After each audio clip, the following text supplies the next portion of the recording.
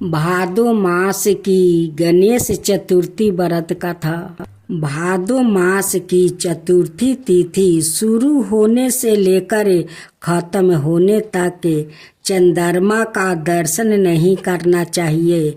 यदि भूल से गणेश चतुर्थी के दिन चंद्रमा के दर्शन हो जाए तो मीठा दोष से बचाव के लिए नियम लिखित मंत्र का जप करना चाहिए और दी गई गाथा का श्रवण करना चाहिए।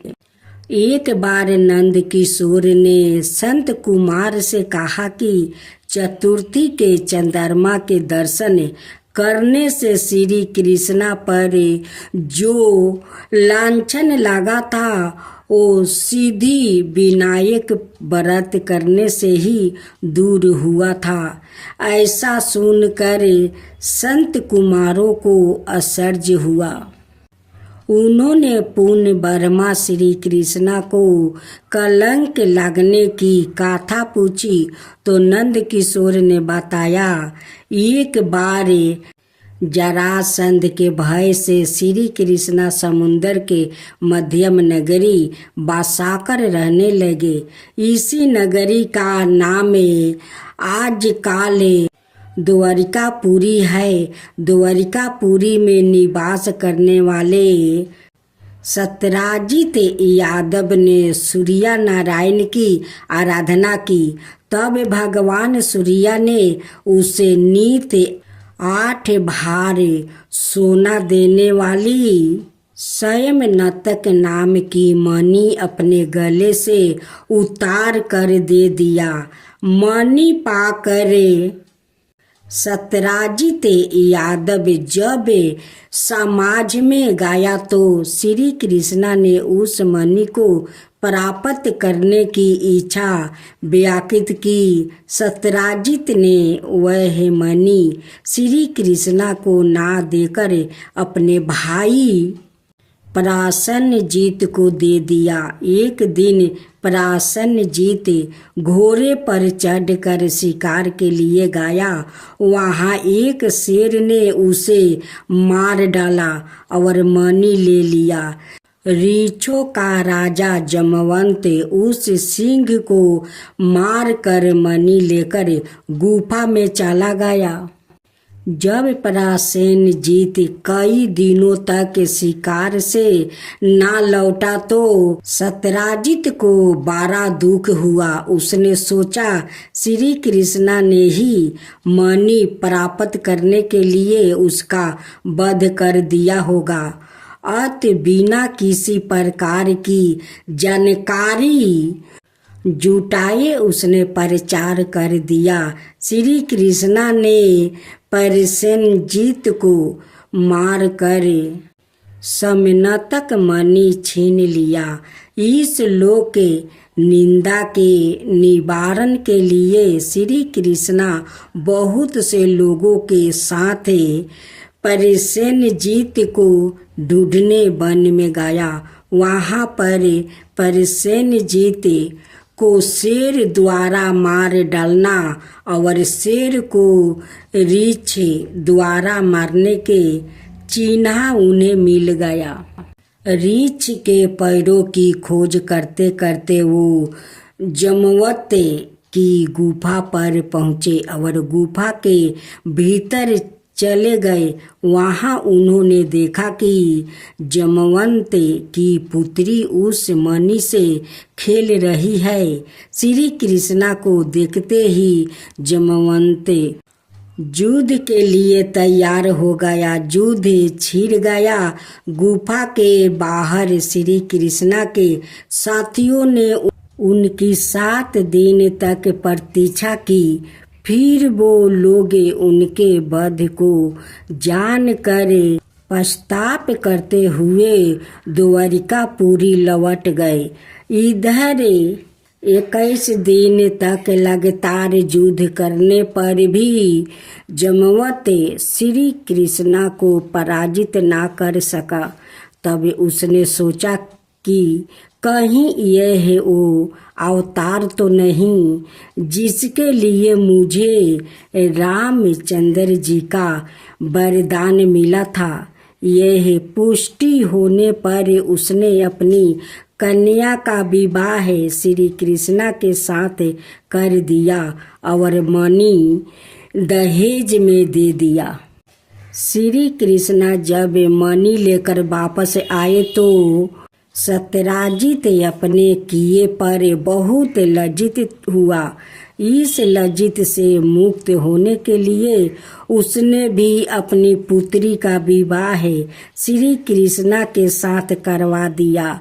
कुछ समय के बाद श्री कृष्णा किसी काम से इंद्र प्रस्थ चले गए। तब अक्रूर और ऋतु वर्मा की राय से सत्यधनवा यादव ने सत्यराजित को मारकर मणि अपने कब्जे में ले लिया। सत्यराजित की मौत का समाचार जब श्री कृष्णा को मिला तो वो तत्काल द्वारिका पहुँचे। वो सत्यधनवा को मारकर मणि छीनने को तैयार हो गया। इस कार्य में सहायता के लिए बलराम भी तैयार थे। यह जानकर सत्यधनवा ने मणि अक्रूर को दे दिया और सवाए भाग निकला। श्री कृष्णा ने उसका पीछा करके उसे मार तो डाला पर मणि उन्हें नहीं मिल पाई। बलराम जी भी वहां पहुँचे। श्री कृष्णा ने उन्हें बताया कि मणि इसके पास नहीं है। बलराम जी को विश्वास ना हुआ। वो अपरासन होकर विदुबर चले गए। श्री कृष्णा के द्वारिका लौटने पर लोगों ने उनका भारी अपमान किया। तत्काल यह समाचार फैल गया कि स्वयं तनक मणि के लोभ में श्री कृष्णा ने अपने भाई को भी त्याग दिया।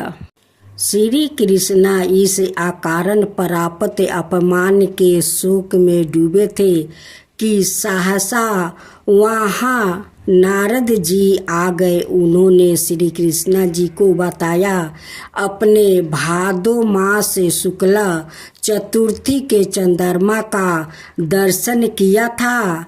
इसी कारण आपको इस तरह लंचित होना पड़ा है। श्री कृष्णा ने पूछा, चौथ के चंद्रमा को ऐसा क्या हो गया है जिसके कारण उसके दर्शन मात्रा से मनुष्य कलंकित होता है। तब नारद जी बोले, एक बार वर्मा जी ने चतुर्थी के दिन गणेश जी का व्रत किया था। गणेश जी ने प्रकट होकर वर मांगने को कहा तो उन्होंने मांगा कि मुझे दृष्टि की रचना करने का मोह ना हो। गणेश जी जयो ही तथास्तु कहकर चलने लगे। उनके विचित्र व्यक्तित्व को देखकर चंद्रमा ने उपवास किया। इस पर गणेश जी ने रूठ होकर चंद्रमा को श्राप दिया कि आज से कोई तुम्हारा मुख नहीं देखना चाहेंगे। श्राप देकर गणेश जी अपने लोक चले गए और चंद्रमा मानस रोवल की कुमुदिनियों में जा छिपा। चंद्रमा के बिना प्राणियों को बड़ा कष्ट हुआ। उसके कष्ट को देखकर वर्मा जी की आज्ञा से सारे देवताओं के व्रत से प्रसन्न होकर गणेश जी ने वरदान दिया कि अब चंद्रमा श्राप से मुक्त तो हो जाएगा, पर भादो मास से शुक्ला पक्ष चतुर्थी को जो भी चंद्रमा के दर्शन करेगा उसे चोरी आदि का झूठा लांछन जरूर लगेगा। किंतु जो मनुष्य प्रत्येक तिथि को दर्शन करता रहेगा वो इस लांछन से बच जाएगा। इस चतुर्थी को सीधी विनायक व्रत करने से सारे दोष छूट जाएगा। यह सुनकर देवता अपने अपने स्थान को चले गए। इस प्रकार भादो मास शुक्ला चतुर्थी को चंद्रमा का दर्शन करने से आपको यह कलंक लगेगा। तब श्री कृष्णा ने कलंक से मुक्त होने के लिए यही व्रत किया था। कुरुक्षेत्र के युद्ध में युधिष्ठिर ने भगवान श्री कृष्णा से पूछा, भगवान, मनुष्य की मनोकामना सिद्धि का कौन सा उपाय है? किस प्रकार मनुष्य धन, पुत्र, सौभाग्य और विजय प्राप्ति कर सकता है? यह सुनकर श्री कृष्णा ने उत्तर दिया, यदि तुम पार्वती पुत्र श्री गणेश का विधि पूर्वक पूजन करो तो निश्चय ही तुम्हें सब कुछ प्राप्ति हो जाएगा। तब श्री कृष्णा की आज्ञा से ही युधिष्ठिर जी ने गणेश चतुर्थी का व्रत करके महाभारत का युद्ध जीता था।